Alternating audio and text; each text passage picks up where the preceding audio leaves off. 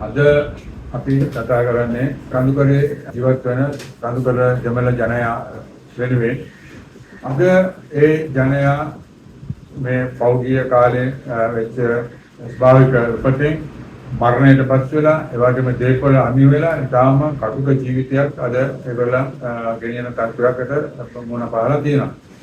නමුත් ආණ්ඩුව ඒගොල්ලන්ට කිසිම විදියකින් සහනයක් ලබා දීලා නැහැ අද වනතුරු. ඒගොල්ලන් ආණ්ඩුව පොරොන්දුව දුන්නේ අපි මේ කඳුකරේ ජනයාගේ නිවස සාදා ගැනීම සඳහා ලක්ෂ 50කුයි ඒ වගේම ඒගොල්ලන්ගේ නිවස තනා ගැනීම සඳහා ඉඩම් ලබා දෙනවා කියන පොරොන්දුවක් දුන්නා. නමුත් අද වනතුරු ඒගොල්ලන්ගේ නිවස සහ ඒගොල්ලන්ට මුදල් ලැබිලා නැහැ. තවමත් සමහර ප්‍රදේශවල ඒගොල්ලන් ලදරු පාසල අනිකුත් නිකම් කොටු වෙච්ච දේවස්ථානවල තමයි තවත් සමහර කණ්ඩායම් වතුරේ ජනයා ජීවත් වෙන්නේ. දා කනකාඩුදායක සිද්ධියක්.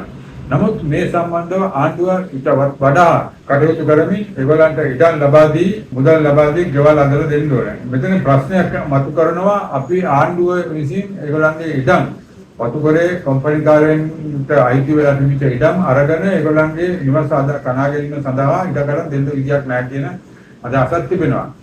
අපි කියන්නේ මේ සම්බන්ධව වහාම පාර්ලිමේන්තුවේ තුල සාකච්ඡා කරලා නීතියක් ගණන්ලා ඒ නීතිය සම්මත කරලා ඒ අනුව ඒගොල්ලන්ගේ ඒ ජීවත් වෙන ප්‍රදේශයෙන්ම යම් ප්‍රදේශයක් තෝරාගෙන එතන ඒ ජනයාට නිවසක් සදා ගැනීම සඳහා සම්පූර්ණ දායකත්වය ආණ්ඩුව විසින් ලබා දිය යුතුයි. සමහර අය කියන ආකාරයකට ඒ වතු ප්‍රදේශය නිකරුණේ තියෙන ඉඩම් පාවිච්චි කිරීම සුදුසුයි කියලා සමහර අයගේ යෝජනාවක් තියෙනවා. ඒ නිකරුණේ තියෙන ඉඩම් ඒ ප්‍රදේශයේ ජනයාට ජීවත් වෙන්න බැරි තැන් ඒ වගේම ගොවිතැන් කරන්න බැරි තැන් උල්පත් නැත්නම් ගංගා ගලාගෙන යන ප්‍රදේශයක් හැටියට තියෙන්නේ. ඒ නිසා මේගොල්ලන්ට සුදුසු හොඳ තැනක් හොයලා ඒගොල්ලන්ට දෙන්න ඕනේ කියන එක තමයි අපේ අදහස. ඒ වගේම ඒගොල්ලන්ට දෙන්න පඩි වැඩිවීමක් කරලා තියෙනවා. ඒ සතුට වෙනවා අපි. අනිත් පැත්තෙන් අපි ඒ සම්බන්ධව අපේ විවේචනයකුත් තිබෙනවා. මොකද 200ක් ආණ්ඩුවෙන් ලබා දෙනවා සහනයක් හැටියට ඉතුරු එක කම්පැනි වශයෙන් ඒගොල්ලන් ගෙවුණා. මේ ආණ්ඩුවෙන් දෙන සහන 200කට ඒගොල්ලන්ගේ අර්ථසාධක අරමුදලට යම් මුදලක් හය කරගන්න බැරි බව කම්පැනියෙන් දැන් පවසන ආකාරයක් පේනවා. ඒක ඒ ජනයා ඒ කම්කරුවන්ට කරන අසාධාරණ.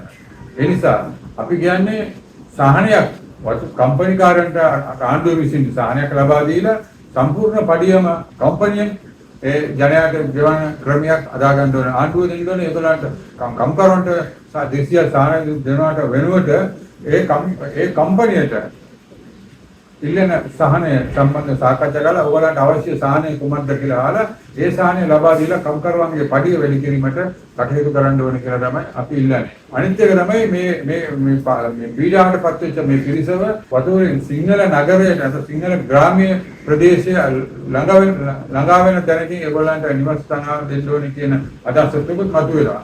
එහෙම එකකින් යම් ආරවුලක් සිදු වුණොත් ඒ ජනයාට තමයි මුලින්ම ප්‍රහාරයට ලක් වෙන්නේ. ඒ නිසා ඒගොල්ලන් ජීවත් වෙච්ච ප්‍රදේශයෙන්ම ඒගොල්ලන්ට නිවාස තනවා ඒගොල්ලන්ගේ නිදාසේ ප්‍රජාතන්ත්‍රවාදී විසින් නිදාසේ ඒගොල්ලන්ගේ දූ දරුවන් තමන්ගේ අධ්‍යාපනය කරගෙන ගිය ඒ ප්‍රදේශෙම ජීවත් වීමට තිබෙන අයිතිය තහවුරු කරන්න ඕනේ කියලා අපි ඉල්ලනවා.